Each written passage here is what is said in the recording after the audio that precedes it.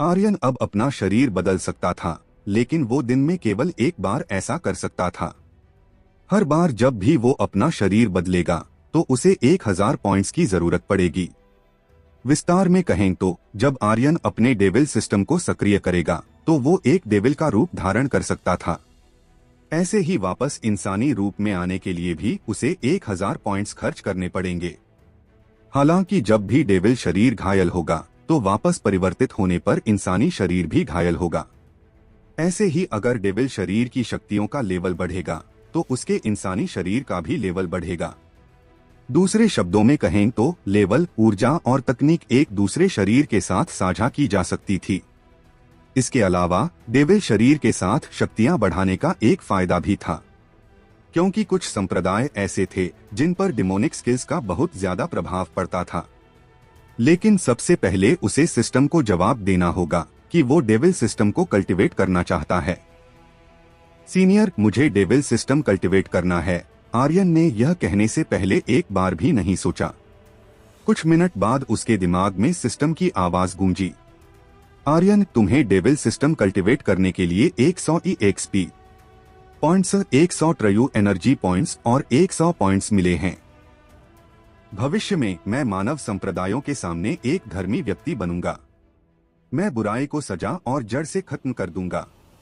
और डेविल संप्रदायों के सामने मैं एक पागल डेविल बनूंगा जो उनके बीच रहकर उन्हीं का कत्ल करेगा। हा। मुझे तो दोनों तरफ से फायदा ही फायदा होगा। बेरियल सिस्टम, तुम शानदार हो। हा। आर्यन अपनी हंसी नहीं रोक पा रहा था। आर्यन भविष्य में चाहें मानव संप्रदायों में रहें या फिर डेविल संप्रदायों में, वो दोनों जगह अपनी शक्तियां बढ़ा सकता था। सबसे महत्वपूर्ण बात यह थी कि वो दोनों जगह कल्टीवेशन संसाधनों का आनंद ले सकता था। थोड़ी देर बाद उसने पॉइंट्स सिस्टम की जांच की। अगर उसने इसे नहीं देखा होता तो उसे पता नहीं चलता, लेकिन जब उसने ऐसा किया तो वो इतना डर गया कि उसने अपनी पैंट में लगभग पेशाब कर दिया। पॉइंट्स सिस्टम विवरण: सामान्य मानव संप्रदाय के शिष्यों को मारने से आपको 10 पॉइंट्स मिलेंगे। ऐसे ही सामान्य डिमन संप्रदाय के शिष्यों को मारने से भी 10 पॉइंट्स मिलेंगे। आप जितने ताकतवर होते जाएंगे उतने ही अधिक पॉइंट्स आपको मिलेंगे। विवरण: 2 मिशन पूरा करने पर भी आपको पॉइंट्स मिल सकते हैं। पॉइंट्स मिशन की कठिनाई के अनुसार मिलेंगे। विवरण: 3 टॉप ग्रेड गोलियों को रिफाइन करने, टॉप ग्रेड फॉर्मेशन बनाने, टॉप ग्रेड हथियार रिफाइन करने और टॉप ग्रेड डिमन बीस्ट को काबू करने। इन सभी पर भी पॉइंट्स दिए जा सकते हैं। विवरण: 4 आप पॉइंट्स के बदले दिव्य खजाने, स्पिरिट हथियार, टॉप लेवल तकनीक और युद्ध पेट भी प्राप्त कर सकते हैं। विवरण: 5 जब तक आपके पास पर्याप्त पॉइंट्स हैं, आप अपनी पसंद की चीज का आदान प्रदान कर सकते हैं। Oh my god, Aryan points system की जानकारी पढ़कर हैरान रह गया। यार, इस पॉइंट्स सिस्टम के साथ मुझे वो नहीं मिल रहा है जो मैं चाहता हूँ। रुको, मुझे देखने दो कि मैं पहले किन चीजों को बदल सकता हूँ। आर्यन ने अपने दिमाग में पॉइंट्स सिस्टम के पारदर्शी पर्दे पर देखा। ड्रैगन ब्लड, एक्सपीरियंस पिल, ट्रांसमिशन एरे, फायर यूनिकॉर्न डॉ। यार, यहाँ तो आत्मा ध्वज भी है, बुद्ध का पाम, पंगु का अवतार। और मैं लड़ने के लिए 9 स्वर्ग की परी का भी आदान प्रदान कर सकता हूँ। मैं इसे और सहन नहीं कर सकता। मेरा दिल इसे और बर्दाश्त नहीं कर सकता। आर्यन के दिल की धड़कन तेज हो गई, उसका खून खौल गया और वो इसे और बर्दाश्त नहीं कर सका। हर एक वस्तु अच्छी थी। इस गॉड मार्शल महाद्वीप के लिए यह सभी डिवाइन ग्रेड खजाने थे। हालांकि जब आर्यन ने उनके बदले में दिए जाने वाले पॉइंट्स की कीमत देखी तो वो पूरी तरह से स्तब्ध रह गया। ड्रैगन ब्लड के एक हिस्से के लिए 80,000 पॉइंट्स की कीमत चुकानी पड़ेगी। पॉइंट्स की इतनी संख्या देख आर्यन खुद को शक्तिहीन महसूस करने लगा था। उसका सारा मूड खराब हो गया। अब उसका मन सिस्टम को बाहर निकाल उसे पीटने का कर रहा था। सिस्टम द्वारा पॉइंट्स के बदले दी जाने वाली हर एक चीज अच्छी थी, लेकिन उनकी पॉइंट्स की कीमत बहुत ज्यादा थी। आर्यन अब सिस्टम को कोसने लगा था, क्योंकि उसने पहले तो उसे बहुत उत्साहित कर दिया था, लेकिन अगले ही पल उसकी सारी खुशियों पर पानी फेर दिया। इस वक्त उसे लग रहा था जैसे वो बर्फ की गुफा में गिरकर उसमें हमेशा के लिए कैद हो गया था। इसके बाद उसने अपने मन में सोचा, एक बार ड्रैगन ब्लेड को और देख लेता हूं कि वो कितने पॉइंट्स की है। जब आर्यन ने ड्रैगन ब्लेड की कीमत देखी तो उसका मुंह फटा का फटा रह गया। उसका शरीर किसी स्टेचू की तरह जम गया। उसने काफी लंबे समय के बाद होश में आते हुए संख्या के अंकों को 10 बार गिना। क्या सच में यह 80 मिलियन पॉइंट्स की हैं? यह तो बढ़िया है। अगर ड्रैगन ब्लेड को पूरी तरह से ठीक कर दिया जाए तो इसके लिए सैकड़ों लाखों की कीमत भी कुछ नहीं थी। आर्यन ने अपनी टपकती हुई लार को निगला। मुझे ऐसा क्यों लग रहा है जैसे मैं बहुत अजीब हूँ, हा हा हा। तभी अचानक उसे कुछ याद आया, जैसे वो कुछ जरूरी चीज भूल रहा था। रूबी। उसने पीछे मुड़कर देखा। तुरंत वो जल्दबाजी में यातना रैक की ओर भागा। रैक के पास पहुंच उसने रूबी को खोल दिया। जब उसने रूबी के पूरे शरीर पर चोटों के निशान देखे तो उसके दिल में गुस्सा ज्वालामुखी की तरह फट गया। उसका मन वेदांत को नरक से बाहर निकालकर फिर से मारने का कर रहा था और वो उसे बार बार लगातार मारना चाहता था। उसी समय रूबी के मुंह से एक हल्की सी कराह निकली। आर्यन ने देखा कि वो बेहद नाजुक हालत में थी। उसे देख ऐसा लग रहा जैसे वो कभी भी मर सकती थी। क्या सर्वजीत सिंह आर्यन को मार देगा? आर्यन ने रूबी को गले से लगाया और कहा, ठीक है, अब घबराने की जरूरत नहीं, मैं आ गया हूं ना। रूबी आर्यन के गले लग गई और वो उसके शरीर की गर्माहट महसूस कर पा रही थी। जब उसने उसके शरीर की सुगंध में सांस ली तो वो अपना सारा दर्द भूल गई। उसे अपने दिल में बहुत ज्यादा खुशी महसूस हो रही थी, जैसे कि वो दुनिया की सबसे भाग्यशाली लड़की थी। पता नहीं क्यों, शायद खुशी के कारण या फिर ज्यादा थकावट की वजह से वो आर्यन के गले में ही गहरी नींद में सो गई थी। उसके गाल अभी भी थोड़े लाल थे और उसके मुंह के कोने पर एक प्यारी सी मुस्कान थी। आर्यन ने रूबी को देखा जो उसके गले लगकर आराम से सो रही थी और एक हल्की सी मुस्कान के साथ कहा, पागल लड़की, तुम क्या सोच रही हो? यह बहुत आरामदायक है। हालांकि एक लड़की को गले लगाने का एहसास वास्तव में अच्छा था, खासकर जब वो रूबी जैसी सुंदर लड़की हो। आर्यन की भावनाएं और भी बेहतर थीं और उसने रूबी को अपने दिल में एक बहुत ही महत्वपूर्ण स्थान पर रखा। तुम जैसी सुंदर लड़की को हर दिन खुशी से जीना चाहिए, आर्यन मुस्कुराया। पिताजी, क्या वो वहीं मर जाएगा? यह सही है, महाप्रबंधक वेदांत लेवल 8 के युद्ध मास्टर हैं, लेकिन क्या उन्होंने आर्यन को इतनी आसानी से मार दिया? महाप्रबंधक वेदांत अभी भी बाहर नहीं आए, आखिर अंदर हो क्या रहा है? उनमें से कुछ ने एक दूसरे से फुसफुसाते हुए बात की। सर्वजीत सिंह ने इधर उधर देखा और पूछा, लॉ एनफोर्समेंट हॉल के लोग कहाँ हैं? कल्याण सिंह जल्दी से आगे आया और बोला, यही है। सर्वजीत सिंह चिल्लाया, अंदर जाओ और खोजकर उस कुत्ते के बच्चे को बाहर लाओ। ठीक है ग्रेट एल्डर, कल्याण सिंह ने जवाब दिया और लॉ एनफोर्समेंट हॉल के कुछ योद्धाओं की ओर अंदर चलने के लिए इशारा किया। उसी समय आर्यन रूबी को लेकर गुफा से बाहर निकला और गुफा के प्रवेश द्वार पर खड़ा हो गया। फिर घमंड से कहा, अंदर जाने की कोई जरूरत नहीं, मैं खुद ही बाहर आ गया हूँ। उसने एक नजर सर्वजीत सिंह पर डाली, जिसके शरीर से शक्तियों का एक बेहद खतरनाक ऑरा बाहर निकल रहा था। उसकी शक्तियों से ऐसा महसूस हो रहा था जैसे कि वो एक युद्धराज हो। अब तक लॉ इन्फोर्समेंट हॉल के 20 से भी ज्यादा शाही सैनिकों ने आर्यन को चारों ओर से घेर लिया था। तुम कुत्तों की इतनी हिम्मत जो मुझे पकड़ने आए हो, आर्यन ने सख्त लहजे में कहा। फिर उसने सर्वजीत सिंह की ओर देखा। सर्वजीत, क्या तेरे पास मुझे पकड़ने की योग्यता है? तेरी पहचान क्या है? तू बस सिंह परिवार का एक एल्डर है। मैं सिंह परिवार का यंग मास्टर हूँ, भविष्य का डिवाइन ड्रैगन योद्धा। तू मुझे छूना चाहता है, क्या तू इसके योग्य है? उसने बिल्कुल भी सर्वजीत सिंह की एक ग्रेट एल्डर होने की इज्जत नहीं रखी। सर्वजीत सिंह का माथे पर लकीरें उभर आई, उसकी दोनों मुट्ठियां कसकर बंद हो गई। एक अदृश्य गुस्सा निकल गया और उसने गंभीरता से कहा, आर्यन, आपने परिवार के नियमों की अनदेखी की, शाही सैनिकों को घायल कर दिया और सिंह परिवार के नौकरों को क्रूरता से मार डाला। अब यहाँ तक कि वेदांत को भी आपने मार दिया है। आपके द्वारा किए गए अपराध गंभीर हैं। सिंह परिवार में कोई भी आपको निश्चित रूप से अपमानित कर सकता है।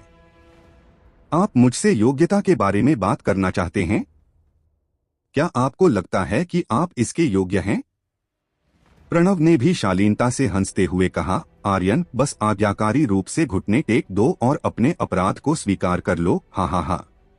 आर्यन ने बिना किसी हिचकिचाहट के कहा, सर्वजीत सिंह, मैं तुमसे पूछना चाहता हूँ, सिंह परिवार के यंग मास्टर, भविष्य के डिवाइन ड्रैगन योद्धा का अपमान करने का क्या अपराध है?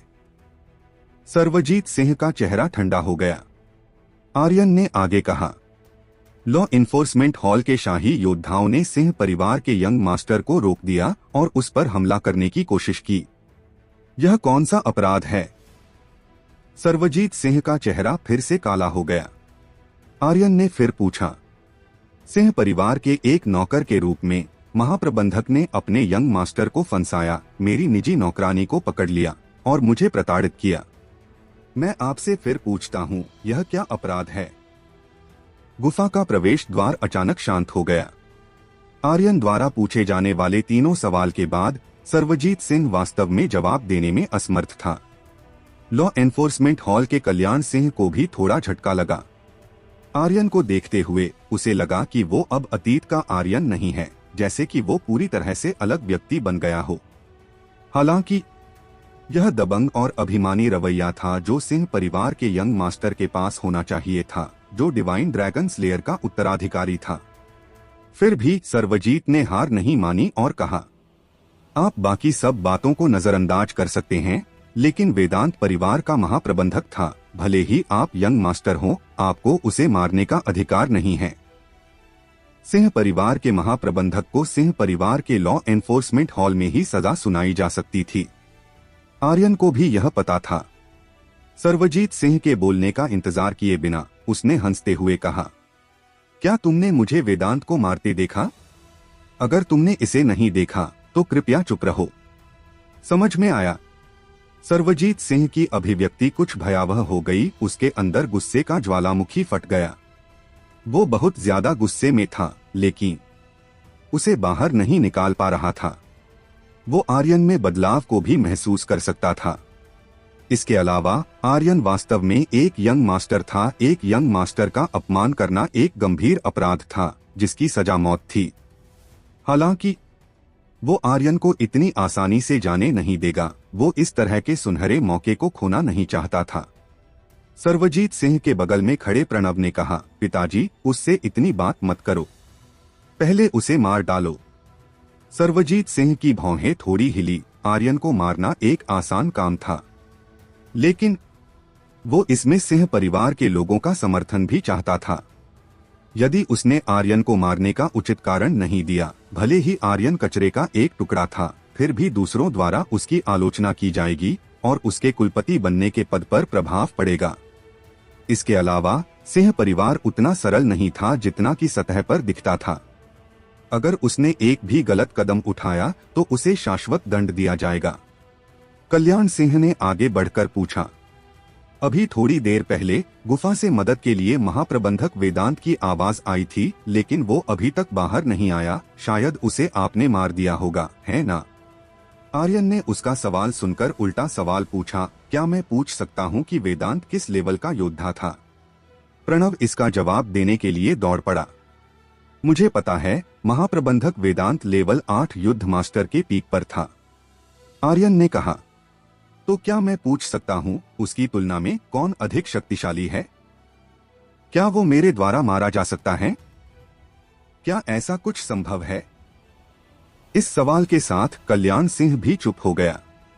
शक्तियों का एक लेवल का अंतर भी बहुत ज्यादा बड़ा होता था।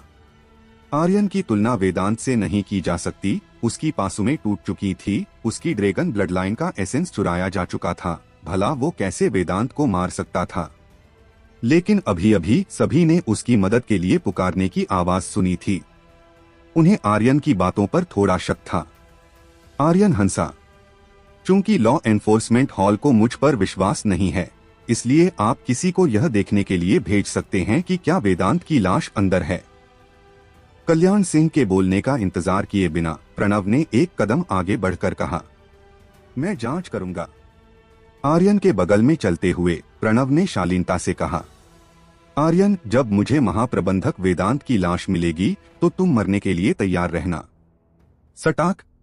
जैसे ही उसने बोलना समाप्त किया, आर्यन ने उसके चेहरे पर जोरदार थप्पड़ मारा। तेरी ये मजाल जो तू अपने यंग मास्टर को धमकी देने की हिम्मत करता है, तू क्या मरना चाहता है? आर्यन के थप्पड़ से प्रणव सीधा जमीन पर जाकर गिरा। उसका चेहरा लाल और सूजा हुआ था और वो दर्द से चिल्लाया, पिताजी, इसने मुझे मारा। हफ। सर्वजीत सिंह ने एक गहरी सांस ली। उसकी आंखें थोड़ी संकुचित हो गईं और प्रणव से गंभीरता से कहा, अंदर जाओ और वेदांत की लाश खोजो। अहंकारी। आर्यन के बारे में कल्याण सिंह की समझ गहरी हो गई और उसने अपने मन में सोचा, यह लड़का आधे साल में इतना कैसे बदल गया, जो उसमें इतनी हिम्मत आ गई कि सर्वजीत सिंह के सामने उसके बेटे को थप्पड़ मारा। मैंने ऐसा कुछ होने की कभी कल्पना भी नहीं की थी। उसकी शक्तियां भी पहले से ज्यादा बढ़ गई हैं। प्रणव ने अपने गाल को पकड़ लिया और कुछ पहरेदारों के साथ गुफा में घुस गया। आधे घंटे बाद प्रणव निराश होकर बाहर निकला और नीची आवाज में कहा, मुझे महाप्रबंधक वेदांत का शव नहीं मिला, उसके कोई निशान नहीं है। उसी समय आर्यन खिलखिलाकर हंस पड़ा। चाचा सर्वजीत, यंग मास्टर की बदनामी करना एक गंभीर अपराध है। यह देखकर कि आप एक एल्डर हैं, मैं आपको इस बार कुछ नहीं कहूँगा, लेकिन अगली बार ऐसी गलती मत करना। फिर उसने रूबी को गले लगाते हुए धीरे से कहा, चलो घर चलते हैं। सर्वजीत सिंह और बाकी सभी लोगों की नजरों के सामने से होते हुए वो वहां से निकल गया। जब वो पहाड़ से नीचे उतर गया और इधर उधर देखने के बाद कि सर्वजीत और अन्य लोग उसके पीछे नहीं आए, तो उसने एक लंबी सांस ली। उसकी पीठ पहले से ही ठंडे पसीने से भीगी हुई थी। सच में यह बहुत खतरनाक था। सर्वजीत सिंह के शरीर से निकलने वाली शक्तियां एक युद्धराज की थी। मैं अभी उसका सामना नहीं कर सकता हूँ। दूसरी तरफ सर्वजीत सिंह ने तुरंत गुफा नहीं छोड़ी, इसके बजाय वो जांच करने के लिए गुफा में चला गया। उसका मानना था कि वेदांत निश्चित रूप से अंदर था और निश्चित रूप से आर्यन के हाथों में मारा गया था। प्रणव भी उसके साथ था। Blade energy. यह तो किसी ब्लेड के वार करने से निकली एनर्जी है, वरना इतनी पतली दरार पैदा करना असंभव है। और ऐसा महसूस होता है कि यह एक हिंसक लड़ाई के निशान हैं, कल्याण सिंह ने सदमे में कहा। सर्वजीत सिंह ने दीवार की पतली दरार को देखा। उसकी आंखें भयावह हो गईं और खुद से कहा, सारी ब्लेड एनर्जी एक बिंदु पर केंद्रित है। इस तरह की सटीकता, इस तरह की शक्ति निश्चित रूप से कुछ ऐसी नहीं है जिसे एक साधारण व्यक्ति नियंत्रित कर सकता है। कल्याण सिंह का चेहरा बर्फ की तरह ठंडा पड़ गया था और उसने कहा, बड़े भाई, ऐसा लगता है कि हमारा बेकार यंग मास्टर ताकतवर हो गया है। सर्वजीत सिंह ने एक ठंडी सांस छोड़ी, अपनी मुट्ठी कसकर पकड़ ली और खुद से कहा, तो क्या हुआ अगर वो थोड़ा बहुत ताकतवर हो गया है? उसके पास अब कोई ड्रैगन ब्लड ऑरा नहीं है, वो अभी भी एक कचरा है। Dragon blood aura. केवल सिंह परिवार के काबिल योद्धा ही इसको बाहर निकाल सकते थे। यह सिंह परिवार में किसी भी काबिल योद्धा का प्रतीक था। ड्रैगन ब्लड ऑरा के अनुसार ही उनकी प्रतिभा का अनुमान लगाया जाता था। आर्यन के पास अभी तक कोई ड्रैगन ब्लड ऑरा नहीं था। दूसरे शब्दों में कहें तो उसे अभी भी अपने शरीर से ड्रैगन ब्लड ऑरा निकालना जरूरी था। जब तक उसके शरीर का ड्रैगन ब्लड ऑरा ठीक नहीं हो जाता, तब तक वो एक कचरे का टुकड़ा ही रहेगा। क्या आर्यन कभी ड्रैगन ब्लड ऑरा रिलीज कर पाएगा? क्या सर्वजीत सिंह ढूंढ पाएगा वेदांत की लाश को? सर्वजीत सिंह बिना ड्रैगन ब्लड ऑरा के आर्यन को एक डिवाइन ड्रैगन योद्धा नहीं बनने दे सकता था, क्योंकि एक बार जब आर्यन एक डिवाइन ड्रैगन योद्धा बन गया तो पूरा फायर ग्लास शहर सिंह परिवार पर हंसेगा। वो ऐसा नहीं होने दे सकता था। लेकिन आर्यन ने आज जो साहस दिखाया था, साथ ही हिंसक और अत्याचारी छवि दिखाई, ने उसके दिल में एक सदमा पैदा कर दिया, एक सदमा कि वो लंबे समय तक शांत नहीं हो सका। दरअसल सिंह परिवार में सर्वजीत सिंह की ताकत और अधिकार के साथ आर्यन से छुटकारा पाना उतना ही आसान था जितना कि हाथ के मेल को छुड़ाना, लेकिन उसने ऐसा नहीं किया। अब सर्वजीत सिंह को इसका थोड़ा अफसोस था। कल्याण सिंह ने पूछा है, बड़े भाई, हम आगे क्या करें? क्या आप चाहते हैं कि मैं? कल्याण सिंह ने गला घोंटने का इशारा किया। कोई जरूरत नहीं, मुझे उसे वैध रूप से मारना है। सर्वजीत सिंह ने एक पल के लिए सोचा, फिर कहा, आर्यन की शक्तियां बढ़ने की बात को हमें बाहर फैलने से रोकना होगा। यह बात जितनी ज्यादा फैलेगी सर्वजीत के लिए उतना ही नुकसानदेह साबित होगी, इसलिए उसने कल्याण सिंह को मामले को दबाने के लिए कहा था। इसके बाद मानो कल सिंह परिवार में जो हुआ वो कभी नहीं हुआ था और एक भी खबर नहीं फैली थी। एकमात्र चीज जो बदल गई थी, सिंह परिवार के कुछ नौकर, शाही सैनिक सभी आर्यन को देखकर छिप जाते थे। आर्यन अगली सुबह उठकर हकीम पवेलियन चला गया था, क्योंकि उसे एक उच्च श्रेणी की हीलिंग पिल चाहिए थी। रूबी का पूरा शरीर जख्मों से ढका हुआ था और उसे ठीक करने के लिए हीलिंग पिल्स की जरूरत थी। मुझे एक उच्च श्रेणी की हीलिंग पिल चाहिए, आर्यन ने हकीम पवेलियन में बैठे एक कारभारी से कहा। नहीं है, उस कारभारी ने आर्यन को देख अजीब सा चेहरा बनाते हुए जवाब दिया। आर्यन चौंक गया और आंखें छोटी करते हुए कहा, सिंह परिवार के पास दवा का इतना बड़ा भंडार है, कोई भी हील पिल्स कैसे नहीं हो सकती है? क्या तू मारना चाहता है? जल्दी कर और मुझे एक हीलिंग पिल दे। कारभारी ने अपने दांत दबाए और कहा, यंग मास्टर सिंह, आपका मासिक भत्ता लंबे समय से ग्रेट एल्डर सर्वजीत सिंह द्वारा रद्द कर दिया गया है। हीलिंग पिल्स का जिक्र ना करें, आपको यहाँ से कुछ भी नहीं मिल सकता। कृपया मेरे लिए चीजों को मुश्किल न बनाएं। आर्यन को इस कारभारी की बात सुन अपने पिछले जीवन के सिंह परिवार के दवाखाने की बात याद आ गई। वहाँ भी एक हकीम ने उससे ऐसा ही कहा था जैसा ये कारभारी कह रहा था। आर्यन ने एक कदम आगे बढ़ाया और उस कारभारी का गला पकड़कर ऊपर उठा दिया। क्या तू भूल गया है कि सिंह परिवार में एक यंग मास्टर का क्या औहदा होता है? कारभारी डर से थर थर कांपने लगा। आर्यन के द्वारा गला पकड़े जाने से उसका दम भी घुटने लगा था।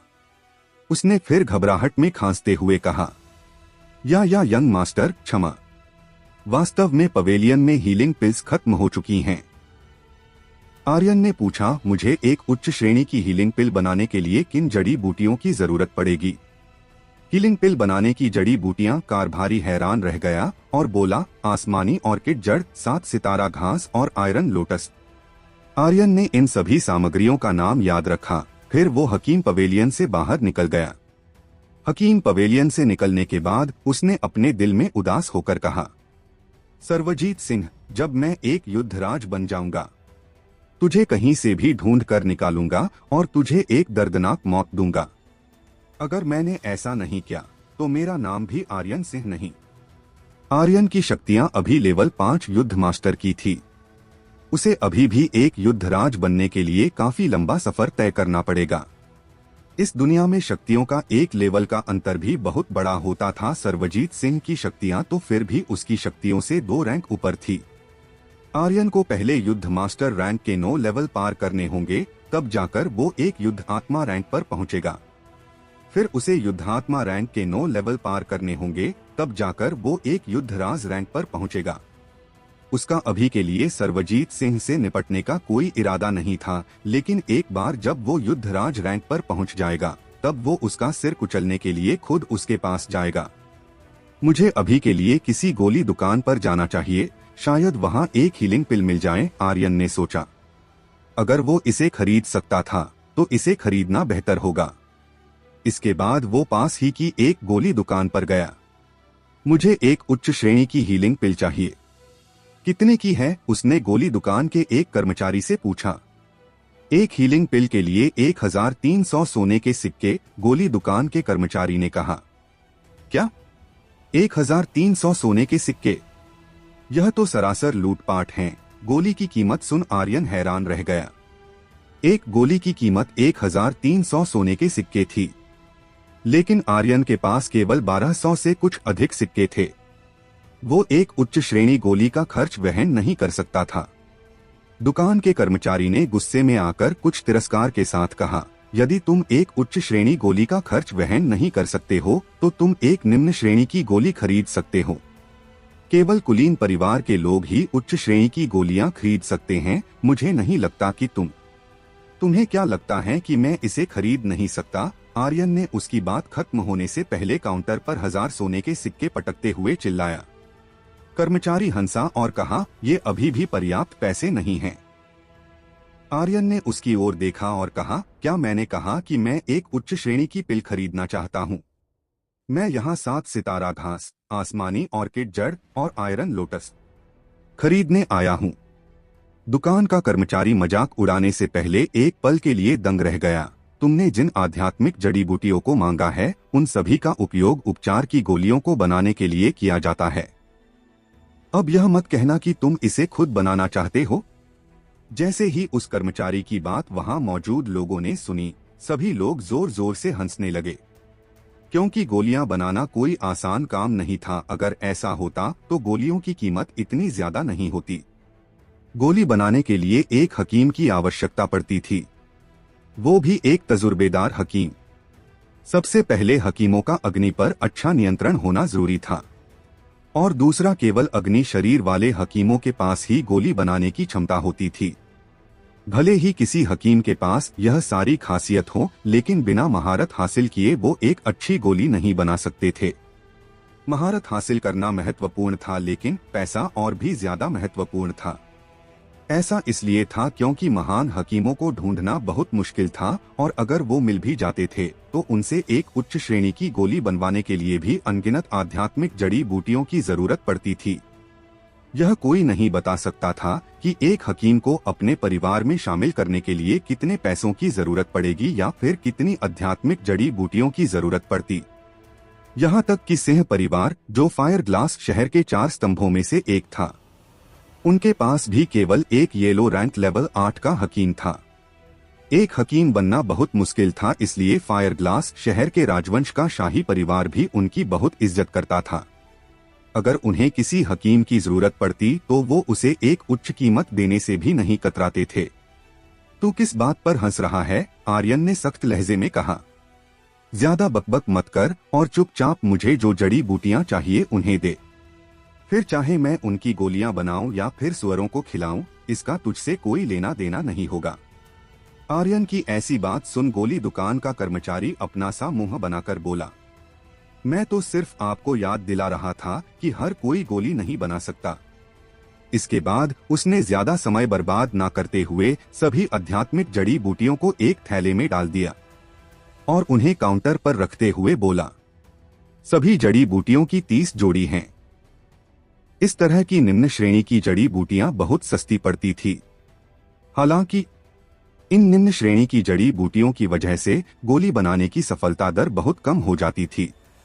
इसलिए एक हकीम हमेशा उच्च श्रेणी की जड़ी बूटियां खरीदता था ताकि गोली बनाने की सफलता दर को बढ़ाया जा सके। आर्यन ने जड़ी बूटियों का थैला उठाया और उस गोली दुकान से बाहर निकल गया। दुकान के कर्मचारी ने उसे जाता देख मजाकिया लहजे में कहा, अगली बार फिर से आने के लिए आपका स्वागत है। आर्यन ने उसे देखने के लिए अपना सिर घुमाया। उसके दिल में आग का एक गोला जल रहा था और अपने आप में सोचा, अगली बार जब मैं आऊंगा तो मैं निश्चित रूप से तुम्हारे चेहरे को एक गोली से तोड़ दूंगा, कुत्ते। घर के रास्ते में उसने एक दुकान से गोली बनाने के लिए फर्नेस खरीदा और जल्दबाजी में अपनी भूसे की झोपड़ी में वापस चला गया। यंग मास्टर, आप क्या कर रहे हैं? रूबी झोपड़ी से बाहर निकली और उसने आर्यन को आंगन में किसी चीज के साथ खिलवाड़ करते देखा। उसका चेहरा पीला पड़ा हुआ था और उसका शरीर अतुलनीय रूप से कमजोर दिख रहा था। आर्यन ने तुरंत आगे बढ़कर कहा, रूबी, मैं तुम्हारे शरीर के जख्मों को ठीक करने के लिए एक हीलिंग पिल बना रहा हूँ। वो रूबी दंग रह गई। आर्यन ने कहा, क्या तुम्हें मुझ पर विश्वास नहीं है?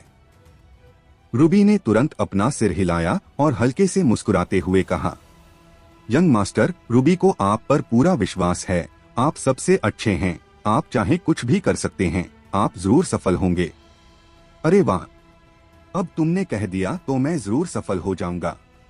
बस यहाँ बैठ कर देखो, मैं जल्दी से तुम्हारे लिए जख्मों को ठीक करने वाली हीलिंग पिल बना देता हूँ। आर्यन ने आत्मविश्वास के साथ मुस्कुराते हुए कहा, यंग मास्टर, मुझे सच में किसी हीलिंग पिल की जरूरत नहीं है। मैं जल्द ठीक हो जाऊंगी। रूबी नहीं चाहती थी कि आर्यन पिल के चक्कर में खुद को ज्यादा थका ले, क्योंकि गोली बनाने से न केवल शरीर थकता था बल्कि इससे बहुत ज्यादा मानसिक ऊर्जा भी खर्च होती थी। इसके अलावा उसके शरीर के सभी जख्म जल्दी भर जाते थे। पता नहीं ऐसा क्यों था, शायद रूबी को खुद भी नहीं पता था। लेकिन उसे ऐसा महसूस होता था कि जैसे उसके शरीर में ऐसी कोई छिपी हुई शक्ति थी जो जख्मों को जल्दी भर देती थी। वरना आधे साल तक कैद खाने में बंद रहने के बाद हर दिन यातना का सामना करते हुए वो सिर्फ एक नाजुक छोटी लड़की थी। उसके जीवित रहने का कोई कारण तो होना चाहिए था।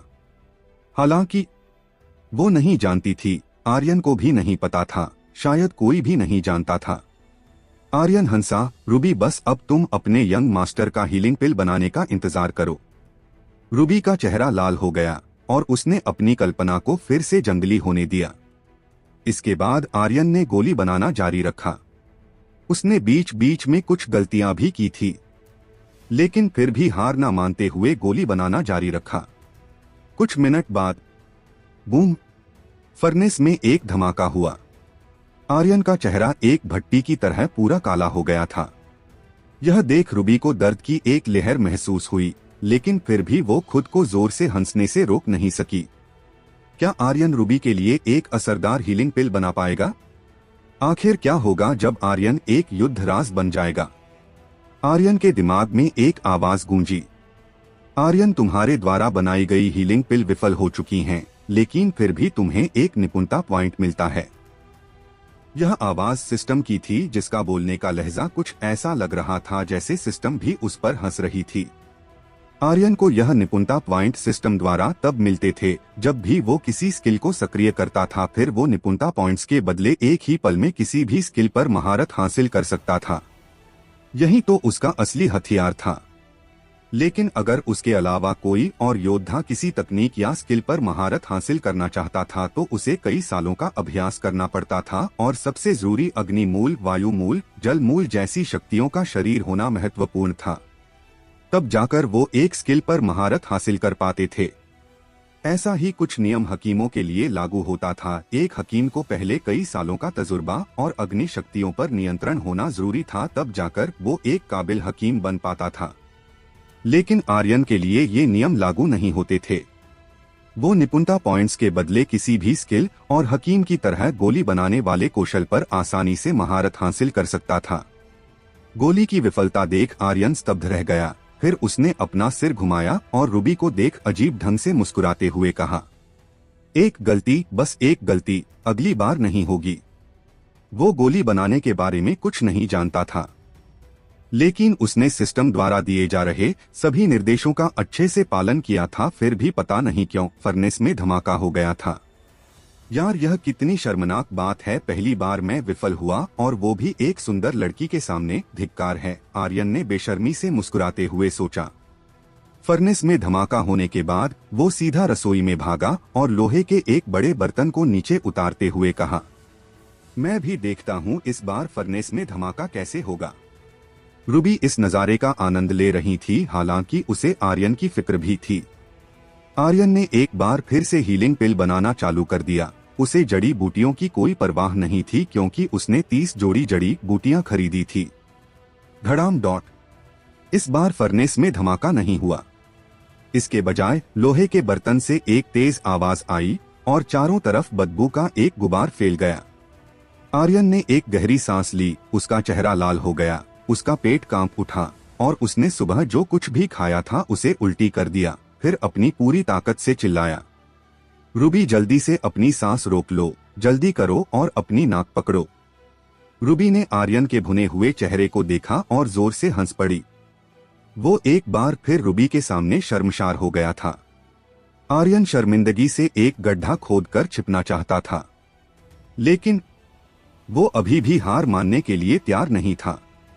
उसने अपने दिल में आश्वस्त होते हुए कहा, आर्यन, तुम्हें एक दो विफलता रोक नहीं सकती। जो तुम करना चाहते हो उससे तुम्हें कोई नहीं रोक सकता है। इसके बाद उसने फिर से गोली बनाना शुरू कर दिया, लेकिन तीसरी बार भी उसे विफलता ही हाथ लगी। चौथी बार, पांचवी बार, हर बार उसे विफलता से निराश होना पड़ा। फिर आर्यन ने गोली बनाना छोड़ दिया। इसके बजाय उसने हकीम कौशल की विशेषताओं की जांच करने के लिए सिस्टम को खोला और विचार करना शुरू कर दिया। स्किल हकीम कौशल ग्रेड येलो रैंक 1। जितनी ज्यादा ग्रेड होगी, सफलता दर उतनी ज्यादा बढ़ेगी और गोली की गुणवत्ता दर भी बढ़ेगी। निपुणता का स्तर 0-0। अपनी विशेषताएं सिस्टम के पारदर्शी पर्दे पर देख आर्यन को कुछ एहसास हुआ। हाँ हाँ हाँ, मुझे पता है, मुझे आखिरकार पता चल गया। मुझे सफलता नहीं बल्कि निपुणता पॉइंट्स चाहिए। अगर मेरे पास निपुणता पॉइंट्स होंगे तो मेरा निपुणता स्तर बढ़ेगा। अगर निपुणता स्तर बढ़ेगा तो गोली बनाने की सफलता दर भी बढ़ेगी। आर्यन को अब समझ आ गया था कि वो विफल क्यों हो रहा था। टोडिंग और ड्रैगन स्लेयर तकनीकों की तरह उसे पहले निपुणता पॉइंट्स जुटाकर उस पर महारत हासिल करने की जरूरत थी। आर्यन ने अभी तक गोली बनाने के लिए सभी जड़ी बूटियों का इस्तेमाल नहीं किया था। वो तो अभी तक 7 सितारा घास को शुद्ध कर रहा था, क्योंकि गोली बनाने से पहले किसी भी जड़ी बूटी को शुद्ध करने की जरूरत होती थी। आर्यन, तू क्यों इसे शुद्ध करने में लगा हुआ है? तुझे बस लगातार विफल होने की जरूरत है, उसने खुद से ही कहा। वो ऐसा इसलिए सोच रहा था क्योंकि जितनी बार भी वो विफल होगा उसे एक निपुणता पॉइंट मिलेगा जिनकी उसे जरूरत थी। कुछ देर बाद, आर्यन, तुम्हें एक निपुणता पॉइंट मिला है। आर्यन, तुम्हें एक निपुणता पॉइंट मिला है। आर्यन, तुम्हें एक निपुणता पॉइंट मिला है। आर्यन जब भी विफल होता तो सिस्टम की आवाज उसके दिमाग में सुनाई देती और उसे एक निपुणता पॉइंट मिलता। मुझे अभी और निपुणता पॉइंट्स चाहिए, आर्यन ने खुद से कहा और 7 सितारा घास को शुद्ध करना जारी रखा। दूसरे शब्दों में कहें तो 7 सितारा घास को शुद्ध करने में विफल होना जारी रखा। रूबी उलझन में थी क्योंकि आर्यन किसी पागल की तरह बार बार फर्नेस में धमाका कर रहा था। इसके अलावा वो हर बार विफल होने के बाद फिर से जड़ी बूटियों को शुद्ध करने लगता। आर्यन, तुम्हें एक निपुणता पॉइंट मिला है। हर बार जब वो 7 सितारा घास को शुद्ध करता तो उसे एक निपुणता पॉइंट मिलता। 7 सितारा घास सबसे सस्ती जड़ी बूटी थी जिसका खर्च वो आसानी से झेल सकता था। आर्यन को जड़ी बूटियां शुद्ध करते हुए दिन से रात हो गई। इस बीच उसने खाना तक नहीं खाया। खाना खाता भी कैसे? रसोई में रखी एकमात्र लोहे की कढ़ाई में तो वो जड़ी बूटियां शुद्ध कर रहा था, लेकिन फिर भी उसने जड़ी बूटियां शुद्ध करना जारी रखा। क्या कहा तूने? आर्यन गोलियां बना रहा है। हाँ हाँ हाँ, कब से उस जैसे टूटी पंसली वाले लोग गोलियां बनाने लगे? अगर ऐसा रहा तो जल्दी ही हकीमों की तादाद बढ़ने वाली है। सर्वजीत सिंह जोर से हंसने से खुद को रोक नहीं पा रहा था। आर्यन के सिंह परिवार के कैद खाने को छोड़ने के बाद सर्वजीत सिंह ने उस पर निगरानी रखने के लिए कुछ लोगों को भेज दिया था। उसे आर्यन के बारे में समय समय पर खबर मिल रही थी। वो जानता था कि आर्यन एक उच्च श्रेणी की उपचार की गोली लेने हकीम पवेलियन गया था और उसके बाद आध्यात्मिक जड़ी बूटियां खरीदने के लिए सड़कों पर गया था। जल्दी करो और मुझे बताओ, उसकी गोली का शोधन कैसे चल रहा है? सर्वजीत सिंह ने खबर देने आए आदमी से पूछा। उस आदमी ने जवाब दिया, मेरे अवलोकन के अनुसार यंग मास्टर आर्यन में हकीम बनने की कोई प्रतिभा नहीं है। पहली बार उन्होंने गोली की भट्टी फर्नेस को उड़ा दिया। दूसरी बार उन्होंने जहरीली गैस का गुबार उड़ा दिया और वो बदबू से लगभग बेहोश हो गए थे। वो पूरे दिन असफल रहे और वो अभी भी सुधार कर रहे हैं। उस आदमी को बिल्कुल भी समझ नहीं आ रहा था कि अगर किसी के पास हकीम बनने की प्रतिभा ही नहीं है तो वो इतनी बार क्यों गोली बनाने की कोशिश करेगा। और यह तब था जब वो बार बार विफल हो रहा था। सर्वजीत सिंह और भी जोर से हंसा। आर्यन, मुझे लगा कि तुम पहले से बदल चुके हो, लेकिन मुझे उम्मीद नहीं थी कि तुम अभी भी इतने बेकार कचरे हो। एक हकीम होना एक योद्धा होने की तुलना में और भी अधिक कठिन था। दूसरे शब्दों में कहें तो एक हकीम बनना स्वर्ग की सीढ़ियां चढ़ने से भी अधिक कठिन था। कल्याण सिंह भी अपनी हंसी नहीं रोक सका। बड़े भाई, आखिर ये आर्यन वास्तव में करना क्या चाहता है? चाहे वो कुछ भी करे, वो लंबे समय तक जीवित नहीं रह पाएगा। सर्वजीत सिंह बुरी तरह से हंसा। पारिवारिक मूल्यांकन में अभी भी 1 महीना बाकी है। उस समय में उसने जान से मारने वाला इशारा किया। आर्यन, यह तेरा आखिरी महीना है। जितना जीना है जी ले बेटा, सर्वजीत सिंह ने खुद से कहा। कल्याण सिंह थोड़ा हैरान हुआ और कहा, बड़े भाई, आप इसके बारे में नहीं सोच सकते। सर्वजीत सिंह ने कहा, यह ठीक रहेगा, मैं पारिवारिक मूल्यांकन में उससे छुटकारा पा लूंगा। पारिवारिक मूल्यांकन में जीवन और मृत्यु भाग्य द्वारा निर्धारित की जाती है और आर्यन की वर्तमान शक्तियों के साथ वो निश्चित रूप से अंदर ही मर जाएगा, कल्याण सिंह ने कहा। सर्वजीत सिंह ने कहा, मेरे पास समय नहीं है। कुलपति नंदिश 1.5 महीने में अपनी कल्टीवेशन के ध्यान से बाहर आ जाएंगे। मुझे उनके बाहर आने से पहले आर्यन से छुटकारा पाने की जरूरत है। इस तरह मैं उससे निपटने के लिए अपनी पूरी ताकत का उपयोग कर सकता हूँ। सिंह परिवार को सबसे पहले मेरे हाथों में होना चाहिए था। अगर ग्रैंड एल्डर का पक्षपात नहीं होता तो सिंह परिवार का कुलपति बनने की बारी नंदिश की कैसे हो सकती थी। हम सर्वजीत सिंह बेहद गुस्से में था। आर्यन, तुम्हें एक और निपुणता पॉइंट मिला है। उसके दिमाग में सिस्टम की आवाज एक बार फिर गूंजी। देर रात तक आर्यन अभी भी बिना आराम किए जड़ी बूटियों को निखारने में लगा हुआ था। जब तक एक जड़ी बूटी निखरने में विफल होती तब तक वो दूसरी जड़ी बूटी को निखारने के लिए तैयार हो जाता था। एक बार फिर सिस्टम की आवाज गूंजी। आर्यन, तुम्हारा निपुणता स्तर 1 का हो गया है। आर्यन अपने हकीम कौशल का स्तर 1 देख बहुत उत्साहित हो गया। उसने तुरंत अपने हकीम कौशल की विशेषताओं की जांच की और कहा, स्तर 1 भी पर्याप्त नहीं है, मुझे फिर से मेहनत करनी पड़ेगी। इसके बाद उसने खुद को पूरी तरह से जड़ी बूटियां निखारने के लिए झोंक दिया, लेकिन सफलता पाने के लिए नहीं, विफलता के लिए। हर विफलता पर उसके दिमाग में सिस्टम की आवाज सुनाई देती और उसे एक निपुणता पॉइंट मिलता। लगातार विफल होने की यह प्रक्रिया सुबह तक चली। सुबह के लगभग 5 बजे आर्यन, तुम्हारा हकीम कौशल स्तर 1 से स्तर 2 तक पहुंच चुका है। सिस्टम की आवाज सुनाई दी। लगभग 1 दिन और 1 रात की लगातार मेहनत के बाद उसने आखिरकार अपने हकीम कौशल को दूसरे स्तर तक पहुंचा दिया था। उसने एक लंबी सांस ली और एक अंगड़ाई काटी। उसका शरीर पूरी तरह से थक चुका था। आर्यन ने बची हुई जड़ी बूटियों को देखा। अभी भी प्रत्येक की 5 जोड़ी बची थी। आर्यन का दिल शांत हो गया और उसकी अभिव्यक्ति गंभीर हो गई। दूसरे स्तर का हकीम, वो भी 1 रात की विफलता के अनुभव के साथ। अब एक हकीम बनने के बाद मैं किसी भी संप्रदाय में आसानी से प्रवेश कर सकता हूँ। अब मुझे एक गोली बनाकर देखनी चाहिए। इसके बाद आर्यन ने फर्नेस में अग्नि को सक्रिय करना शुरू कर दिया और जड़ी बूटियों को एक लोहे के बर्तन में रख दिया। आसमानी आर्किड जड़ की खासियत यिन एनर्जी है, इसलिए इसे अंत में डालना ठीक रहेगा।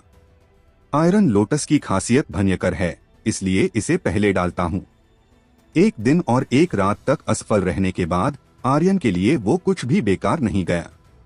सैकड़ों बार विफल होने के बाद उसने इन जड़ी बूटियों की विशेषताओं को पूरी तरह से समझ लिया था। अभी वो कह सकता था कि इन जड़ी बूटियों की विशेषताओं को उससे बेहतर कोई नहीं समझ सकता था। एक हकीम न केवल अग्नि को नियंत्रित कर सकता था, बल्कि उसे जड़ी बूटियों की विशेषताओं और गोली बनाने के लिए उन्हें सही अनुपात में मिलाना जरूरी होता था। केवल सही अनुपात में जड़ी बूटियों को मिलाकर और अग्नि को बेहतर तरीके से नियंत्रित करने के बाद ही एक उच्च श्रेणी की गोली बनाई जा सकती थी। लगभग 1 घंटे बाद बूम, फर्नेस में धमाका हुआ। फिर आर्यन के दिमाग में सिस्टम की आवाज गूंजी। आर्यन, बधाई हो, तुमने एक उच्च श्रेणी की हीलिंग पिल को सफलतापूर्वक बनाया है। इसके अलावा तुम्हें एक उच्च श्रेणी की गोली बनाने के लिए 100 EXP पॉइंट्स, 100 ट्रयू एनर्जी पॉइंट्स और 20 सिस्टम पॉइंट्स मिले हैं। सिस्टम पॉइंट्स वाइंड सिस्टम से कुछ भी खरीदने के लिए इस्तेमाल किए जाते हैं। इस बारे में आप लोगों पॉइंट सिस्टम वाले अध्याय में पढ़ लिया होगा, लेकिन वहां केवल पॉइंट्स दिए थे। उसकी जगह हम अब से सिस्टम पॉइंट इस्तेमाल करेंगे। हाँ। सबसे उच्च श्रेणी की हीलिंग पिल। आर्यन ने तुरंत उसकी बैरियल सिस्टम के पारदर्शी पर्दे पर जांच की। गोलियों को भी अच्छी और खराब गुणवत्ता में विभाजित किया गया था। उन्हें 1 से 100% गुणवत्ता में विभाजित किया गया था। Pillar heal pill, grader rank 1 pill, उच्च श्रेणी। True energy 50 points, blood 100 points. Ruby, Aryan उत्साह से चिल्लाया। उसने मुड़कर देखा कि रूबी दरवाजे के पास बैठी बैठी सो गई थी। उसका शांत मासूम चेहरा बेहद प्यारा लग रहा था। आर्यन थोड़ा सा मुस्कुराया और धीरे से कहा, रूबी, तुम्हारा यंग मास्टर पिल बनाने में सफल हो गया है। लेकिन मैं पहले इसमें और सुधार करूंगा। गोलियां मेरे लिए बहुत महत्वपूर्ण हैं। वो ट्रयू एनर्जी की भरपाई कर सकती हैं। मेरी पंसलियां टूट चुकी हैं, जिस वजह से मैं ट्रयू एनर्जी को महसूस करने और अवशोषित करने में असमर्थ हूँ। यदि एक बार मेरी ट्रयू एनर्जी पूरी तरह से खर्चे हो गई तो मैं कभी इसे फिर से नहीं भर पाऊंगा। लेकिन गोलियां इस कमी को पूरी कर सकती हैं, आर्यन ने अपने दिल में सोचा। इसके बाद उसने जड़ी बूटियों की शेष बची 5 जोड़ियों को निखारना शुरू कर दिया। लगभग आधे दिन बाद वो 5 जड़ी बूटियों को न केवल निखारने में बल्कि उनसे पिल बनाने में भी सफल रहा था। उसने रैंक 1 उच्च श्रेणी की 2 पिल और रैंक 2 की निम्न श्रेणी की 3 पिल बनाई थी। जगदीश प्रसाद सुबह सुबह जल्दी उठ गया था। उसकी छत पर एक मैना कई बार चहचहाती रही। एक मैना की चहचहाट भी मेरी छत पर।